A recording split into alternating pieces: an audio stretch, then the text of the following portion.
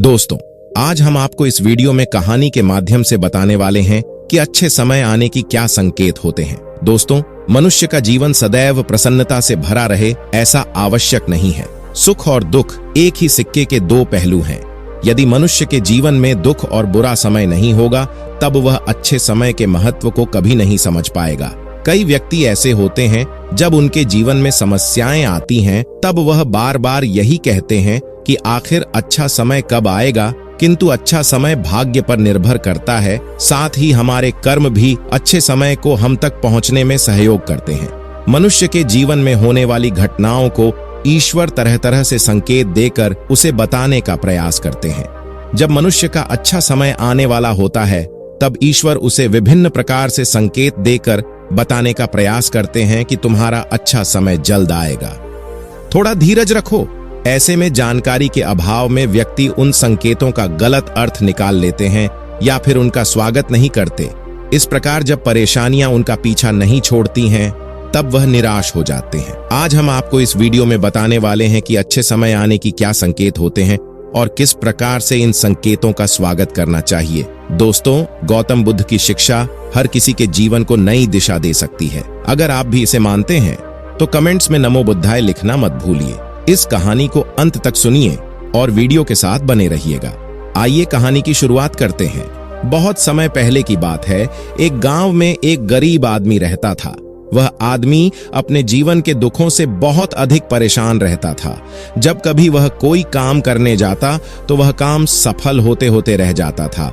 आखिरी क्षणों में असफलता ही उसके हाथ लगती थी। कभी वह स्वास्थ्य को लेकर परेशानी में रहता था तो कभी उसके परिवार में अकाल मृत्यु हो जाती थी। वह अपने जीवन के दुखों से तंग आ चुका था। एक दिन की बात है। वह अपने घर के दरवाजे पर बैठा बैठा सोच रहा था। तभी उसके दरवाजे पर चिड़ियों का झुंड आया। वह पहले से ही परेशान था। चिड़ियों को देखकर उसने उन्हें भगाना शुरू कर दिया। सभी चिड़ियां उसके दरवाजे से दूर हो गई। उस व्यक्ति की यह विशेष आदत थी, जब भी वह किसी जानवर को अपने घर के आसपास देखता था, तब उसे मारने और भगाने लगता था। साधु संतों को देखकर वह कभी उन्हें प्रणाम नहीं करता था, बल्कि मुंह फेर कर वहां से चला जाता था। आखिरकार लगातार परेशानी झेलते हुए जब उसकी हिम्मत टूट गई, तब एक दिन उसने निर्णय ले लिया कि अब वह इस जीवन को समाप्त कर देगा। वह अपना घर छोड़कर गांव से बाहर चला गया और नदी को देखते ही उसमें छलांग लगा दी। लेकिन यह क्या, दो सन्यासियों ने उसे नदी के पानी से बाहर निकाल दिया। दरअसल जब वह नदी में छलांग लगा रहा था, वहां पर एक सन्यासी और उनके दो शिष्य बैठे हुए थे। उस व्यक्ति को नदी में छलांग लगाता हुआ देखकर सन्यासी ने अपने शिष्यों को आदेश दिया और उस व्यक्ति को पानी से बाहर निकाला गया। पानी से बाहर आते ही वह व्यक्ति सन्यासी के ऊपर चिल्लाया। उसने कहा कि आपने मेरी जान क्यों बचाई? मैं जीवित नहीं रहना चाहता, मुझे मरना ही होगा। सन्यासी ने उसे समझाते हुए कहा कि यह जीवन बहुत मूल्यवान है, तुम इसे इस प्रकार क्यों व्यर्थ कर रहे हो? आखिरकार जब समय पूरा हो जाएगा, तब तुम्हें यह धरती छोड़कर जाना ही है। उस व्यक्ति ने कहा कि मैं अपने जीवन की परेशानियों से तंग आ गया हूं। मुझे समझ में नहीं आता है कि मेरा अच्छा समय कब शुरू होगा। मेरे जीवन में सब कुछ बुरा बुरा होता है। मैं लाख प्रयत्न करता हूं, फिर भी सफलता नहीं मिलती है। सन्यासी ने कहा कि मैं तुम्हारी सहायता करूंगा। तुम सबसे पहले आत्महत्या करने का विचार अपने दिमाग से निकाल दो, क्योंकि यह सबसे बड़ा पाप है। जो व्यक्ति आत्महत्या करते हैं, उन्हें कभी मुक्ति नहीं मिलती है। तुम्हें क्या लगता है, तुम आत्महत्या कर लोगे तो तुम्हारी परेशानी खत्म हो जाएगी? कभी नहीं, बल्कि आत्महत्या से तुम कायर सिद्ध होते हो। तब उस व्यक्ति ने कहा कि हे सन्यासी, आप बहुत ध्यानी हैं, कृपया करके मुझे कोई मार्ग बताइए। मुझे यह बताइए कि मेरा अच्छा समय कब आएगा और इसके संकेत क्या क्या है। सन्यासी ने कहा कि मैं तुम्हारी सहायता अवश्य करूंगा, किंतु उससे पहले तुम्हें मेरे कार्य करने होंगे। मैं तुम्हें जैसा जैसा कहता हूं, तुम्हें मेरी बात माननी होगी। उस व्यक्ति ने कहा कि आप जो भी कहेंगे मुझे सब मान्य है। आप यह बताइए कि मेरे जीवन में अच्छा समय कब आएगा और इसके संकेत क्या हैं। सन्यासी ने कहा कि पहले मेरी बात सुन लो। व्यक्ति ने कहा, ठीक है, मुझे बताइए। सन्यासी ने कहा कि यदि तुम चाहते हो तुम्हारा अच्छा समय जल्दी आए, तो प्रतिदिन चिड़ियों को दाना डालना। उस व्यक्ति ने मुंह बनाते हुए कहा, यह किस प्रकार का कार्य है? मुझे तो चिड़िया पसंद नहीं है। यदि वह मेरे द्वार पर आए तो मैं उन्हें भगा देता हूं। तब सन्यासी ने कहा कि तुम अच्छे समय के संकेत का स्वागत इस प्रकार करते हो। वह व्यक्ति चौंक गया। उसने कहा कि चिड़ियों का और अच्छे समय का क्या लेना देना। सन्यासी ने कहा कि जो पहले यह कार्य करके आओ, प्रतिदिन द्वार पर जो भी चिड़िया आए उसे दाना डालना और 1 सप्ताह बाद मुझे यहीं पर मिलना। उस व्यक्ति के पास कोई और विकल्प नहीं था। उसने सन्यासी की बात मान ली और घर वापस चला गया। अब जब कभी उसके दरवाजे पर चिड़िया आती तो वह उन्हें दाना देने लगता। इस प्रकार लगभग 1 हफ्ते तक यह कार्य करने के बाद उसे लगने लगा कि उसे कुछ अच्छे समाचार प्राप्त हो रहे हैं। शायद अब उसका जीवन बदलने वाला है। 1 सप्ताह बाद जब वह सन्यासी से मिला, उसने कहा कि उसने चिड़ियों को दान देना शुरू किया। अब उसे कुछ अच्छे समाचार मिलने लगे। सन्यासी ने उसे व्यक्ति को समझाते हुए कहा कि कई बार व्यक्ति अपनी परेशानी और अपने गुस्से में अपने जीवन में आने वाले संकेतों को स्वयं से दूर कर देते हैं। जीवन में कुछ ऐसी आकस्मिक बातें होती हैं जिनके प्रभाव से होती है। यह छोटे जीव बहुत ही निर्दोष होते हैं। जीवन में जब भी कुछ अच्छा होने वाला होता है तब ईश्वर उन्हें संदेश वाहक के रूप में मनुष्य के द्वार पर भेजते हैं। यदि मनुष्य उनका स्वागत अच्छे से करते हैं, उन्हें दाना पानी देते हैं, तब अच्छा समय जल्दी आता है।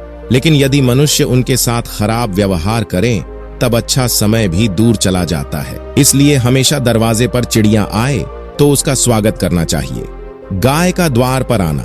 गाय एक ऐसी जानवर है जो हमें दूध देती है। इस दूध को देवता अमृत समान मानते हैं। वेदों शास्त्रों में गायों की पूजा का भी विधान है। कहा जाता है कि जब कभी घर में रोटी बनती है तो पहली रोटी गाय को समर्पित करना चाहिए। जब कभी घर के आसपास गाय दिखाई दे तो उसे अच्छा संकेत मानते हुए रोटी अवश्य खिलाना चाहिए। गाय ईश्वर को प्रिय होती है। जो भी मन से गाय की सेवा करते हैं, ईश्वर उनके ऊपर प्रसन्न रहते हैं।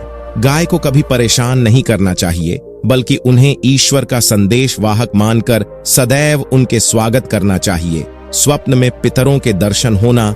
यदि कभी भी स्वप्न में पूर्वजों के दर्शन हो तो इसे अच्छा संकेत मानना चाहिए। हमारे पूर्वज भले ही हमसे दूर होते हैं, किंतु किसी न किसी प्रकार से वह हमसे जुड़े होते हैं।